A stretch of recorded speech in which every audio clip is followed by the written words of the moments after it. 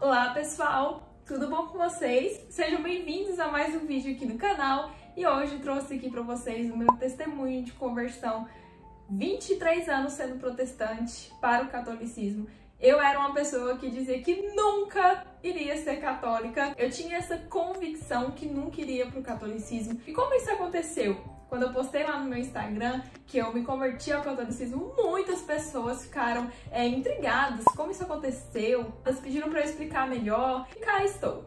Nesse vídeo eu vou contar pra vocês como aconteceu essa minha conversão, explicar melhor, né? Eu sei que os protestantes, principalmente que participavam da minha vida quando eu era evangélica, estão abismados como é que isso aconteceu. Eu também ficava abismada quando eu via alguém indo pro catolicismo. E eu queria começar falando que esse vídeo é sobre a minha conversão. Eu não tenho o intuito de fazer com que você vire católica. Se essa conversão acontecer através do meu mero exemplo, que bom, né? Mas não é o intuito forçar ninguém a isso. Eu nunca fui intolerante religioso, mesmo que na minha cabeça eu não goste muito de algumas religiões, eu nunca pronunciei isso, nunca ofendi ninguém. Então eu também não vou aceitar nenhum tipo de intolerância aqui no meu vídeo. Você discorda de mim? Tudo bem, sério. Mas não vem com intolerâncias aqui nos comentários, porque se eu perceber que se trata de um comentário intolerante, eu só vou bloquear a pessoa. Meu nome é Larissa Costa, e se você tá chegando aqui agora, já se inscreve no canal e vem comigo. Pra fazer uma breve introdução, assim, de como é que era a minha vida, né? Os meus pais eram protestantes,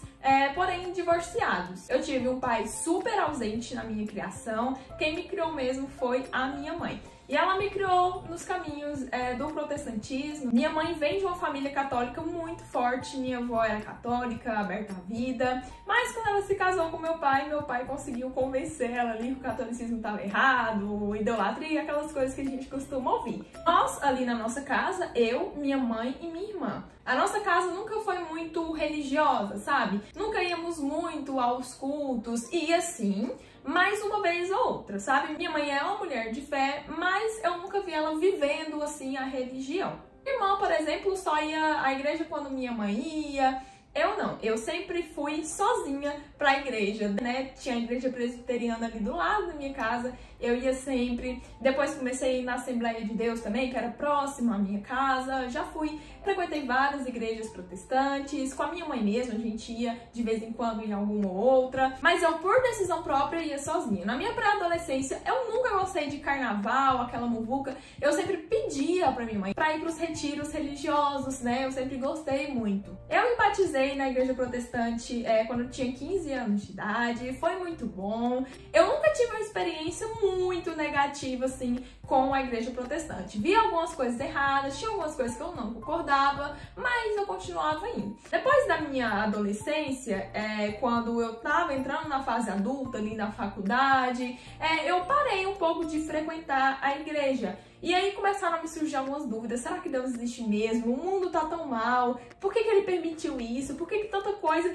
injusta acontece no mundo? Aquelas perguntas, né, que a gente se faz em algum momento da vida. Eu tive esse meu momento ali também. O que eu achava do catolicismo? O que a maioria dos protestantes acham. Na minha cabeça eu pensava assim: como é que esse povo idolatra santos? Gente, será que eles não leem a Bíblia? Ela tá falando que não pode. Eu achava alguns padres muito macabros, sério, tipo, muito assustadores. Inclusive um padre que, gente, eu quebrei muito a cara com ele, o padre Paulo Ricardo. Eu via a foto dele, assim, dos vídeos que ele fazia. Gente, eu achava aquele padre muito assustador. E, meu Deus, aquele homem me ajudou tanto com as palavras, com a sabedoria dele. Ele é muito estudioso, ele me ajuda muito. E hoje, nossa, eu só peço perdão e sinto vergonha pelo meu preconceito. Eu já tinha ido em algumas missas e eu achava as missas muito fechadas, sabe? Muito repetitivas, eu não gostava muito daquilo. Eu não me sentia bem na igreja católica. E pasmem, eu achava que os católicos eram muito liberais.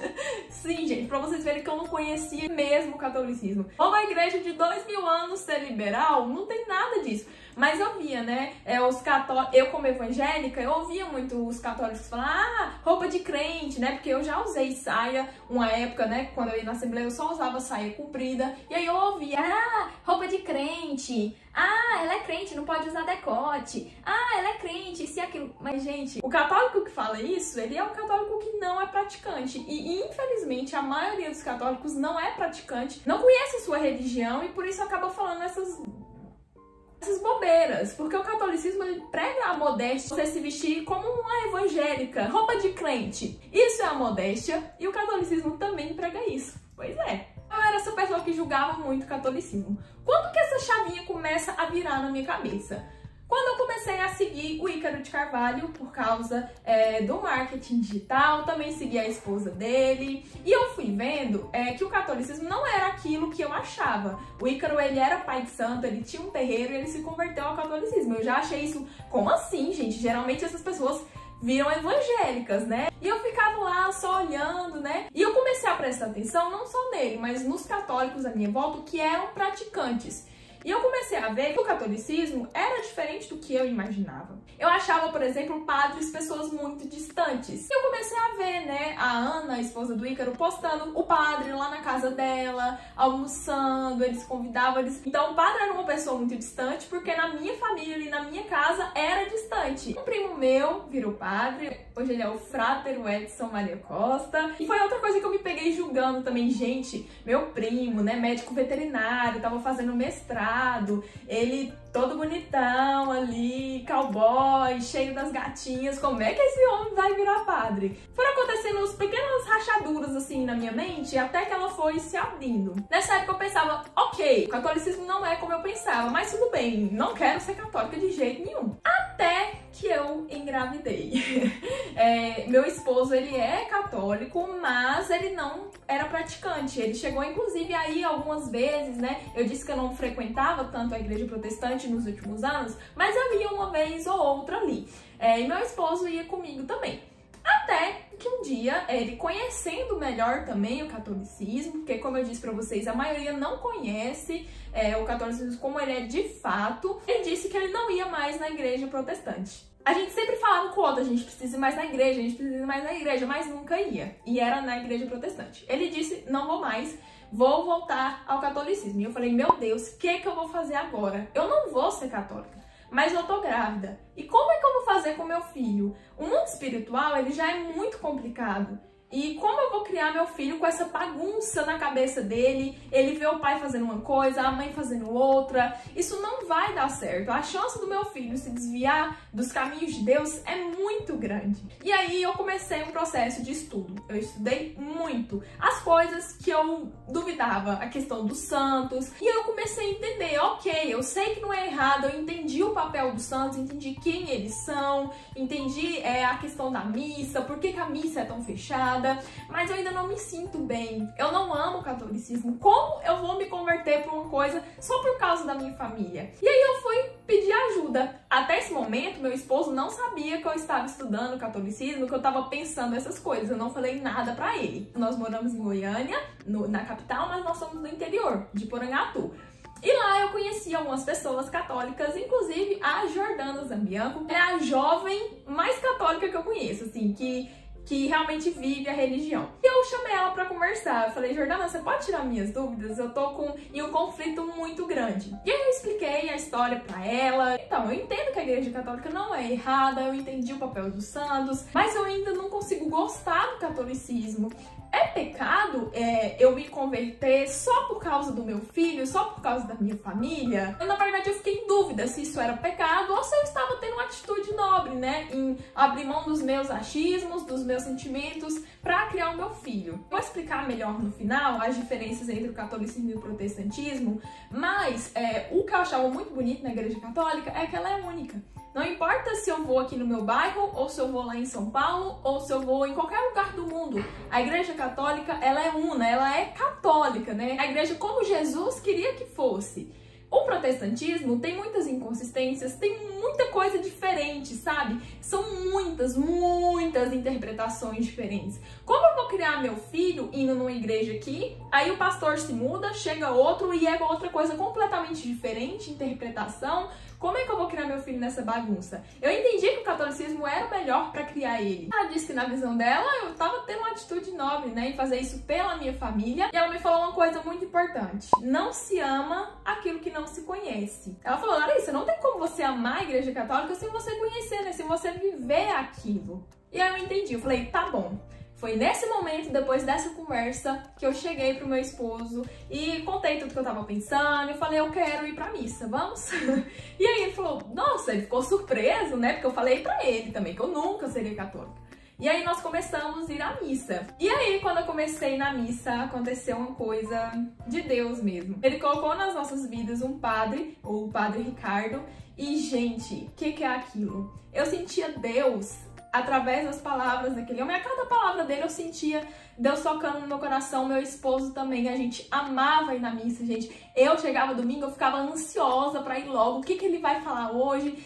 A liturgia da palavra desse domingo aqui em Goiânia foi a mesma lá no Rio de Janeiro, lá no Nordeste, a mesma. Mas ele não era aquele padre totalmente fechado que só celebrava a missa e pronto, sabe? Ele conversava um pouco, explicava pras pessoas. Lembra que eu achava padres macabros? Pois é, e foi através da boca de um padre que eu senti a presença de Deus mais forte, assim.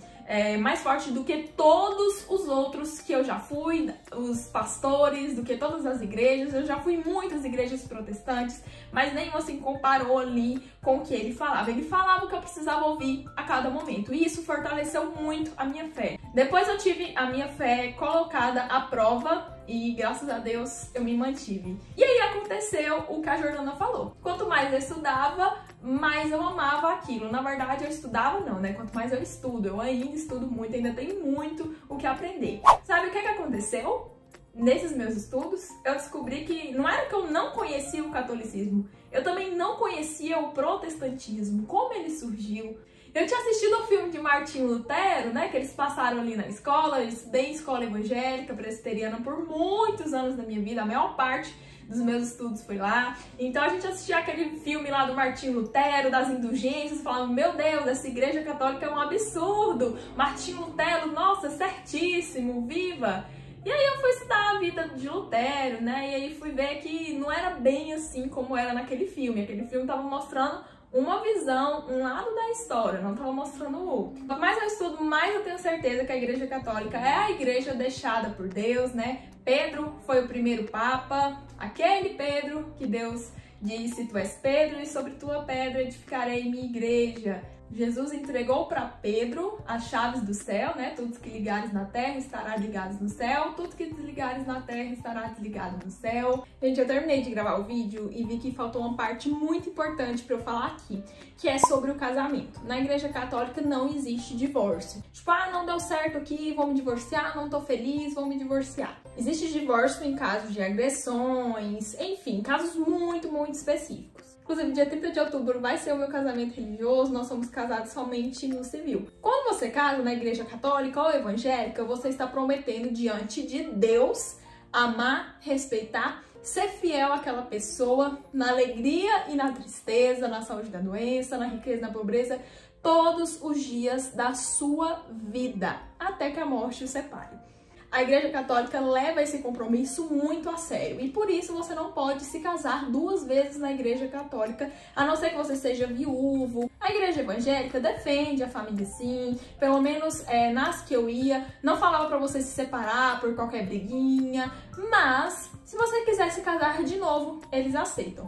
Isso pra mim, gente, não faz nenhum sentido. Como você jura diante de Deus, você, por livre e espontânea vontade, ninguém tá te obrigando, ser fiel todos os dias da sua vida, e aí você separa e casa com outra. O próprio Jesus disse que isso é adultério. Se um homem deixa sua mulher e se casa com outra, isso é adultério. Ah, Larissa, mas você tá dizendo que as pessoas não podem ser felizes de novo? Pode, mas se você não vai honrar a sua palavra diante de Deus, então não se casa, porque é pra ser pra sempre. Isso é um assunto muito complexo e completo pra outro vídeo, mas eu não podia deixar de falar isso aqui. Quero explicar pra vocês de forma breve as minhas objeções antigas e a resposta que eu encontrei pra elas.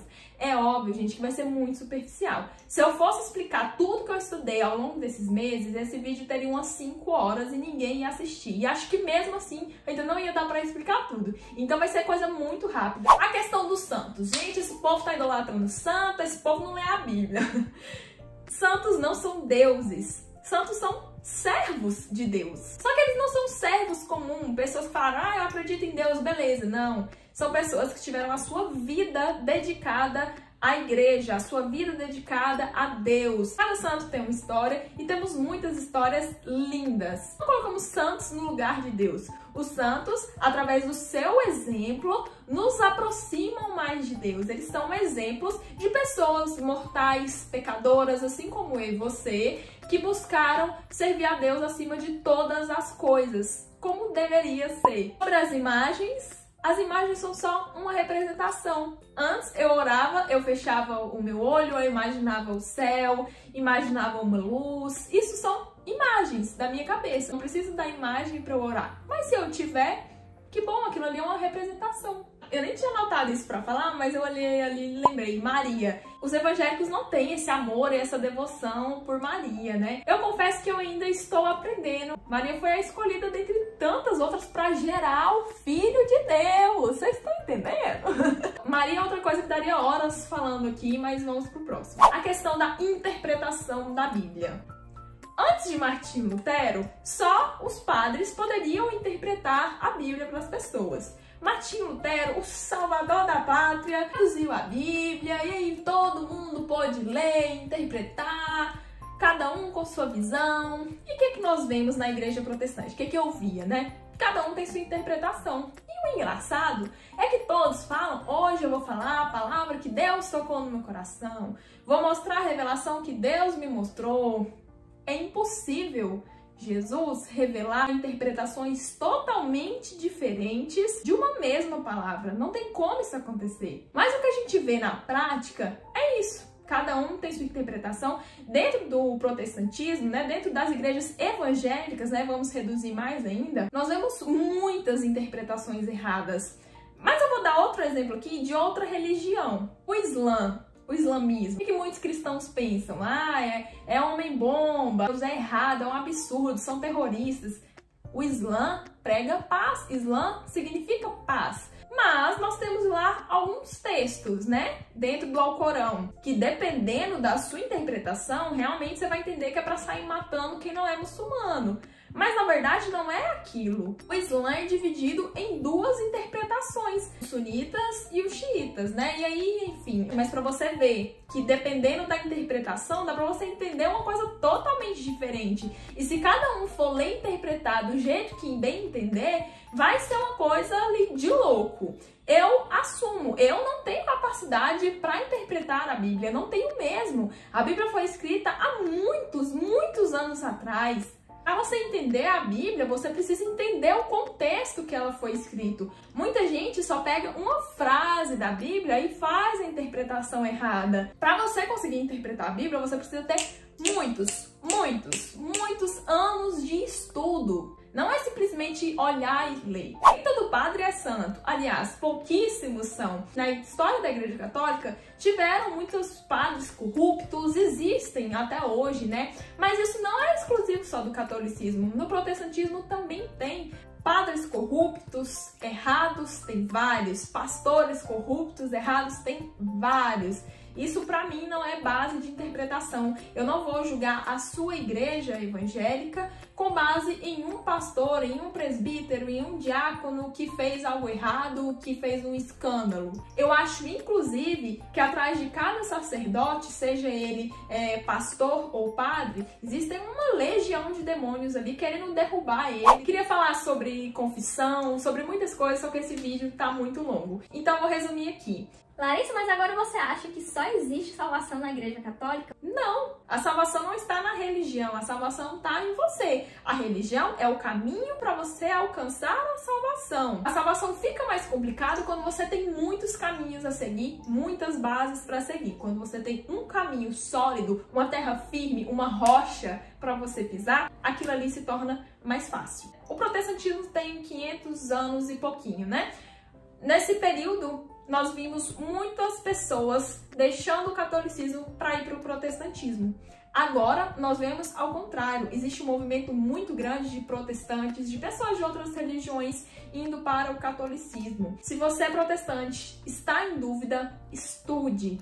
Existe um livro de um pastor americano, ele era pastor e ele se converteu ao catolicismo. Ele é um teólogo, ainda está vivo e ele estuda muito. Ele tem um livro que se chama Todos os Caminhos Levam a Roma. Esse livro é incrível, eu já comecei a ler, já estudei um pouquinho sobre ele, quero comprar um livro físico porque eu não gosto de ficar lendo em PDF, mas esse livro vai te ajudar. Aqui no YouTube você encontra muitos conteúdos gratuitos, tem o canal do Padre Paulo Ricardo, lembra daquele padre que eu disse pra vocês que eu achava macabro? Pensa no homem que tem sabedoria, viu? Ele é muito estudioso, ele tem um canal do YouTube há mais de 10 anos aqui, então tem muito vídeo lá sobre muitos assuntos. Ele tem a parte da resposta católica, né? E sobre santos? Ele tem um vídeo desse jeito, ele tem vários vídeos, então vai te ajudar muito. Tem muita coisa pra eu falar. Se você gostou desse vídeo, quer que eu fale mais coisas? Tem algum assunto que você queria que eu viesse falar aqui? Deixa aqui nos comentários que eu quero saber. Eu espero que vocês tenham gostado do vídeo. Um beijo e até a próxima!